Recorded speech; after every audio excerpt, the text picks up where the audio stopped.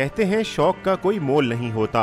इस कहावत की जिंदा मिसाल लाहौर के ड्राइवर का वो रिक्शा है जिसने अपने और मुसाफिरों के लिए ज़रूरत का हर सामान मुनफरिद सवारी में सजा रखा है।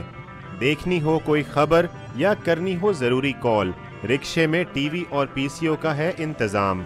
एलसीडी लगी, टीवी लगा, छोटा बेसन लगा मुँह धोने के लिए, ऊपर डिश लगी, केबल लगी, कैमरा लगा हुआ और माइक लगा है, मोबाइल चार्जर लगे हुए हैं, पीसीओ कार्ड बैलेंस।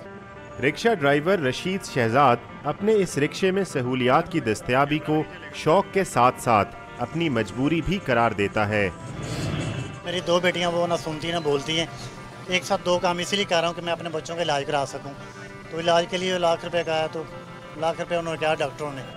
रिक्शे की धुलाई के लिए रशीद शहजाद सर्विस स्टेशन जाने की जहमत नहीं उठाता और सवारी में नस्ब पानी के टैंक से काम चला लेता है।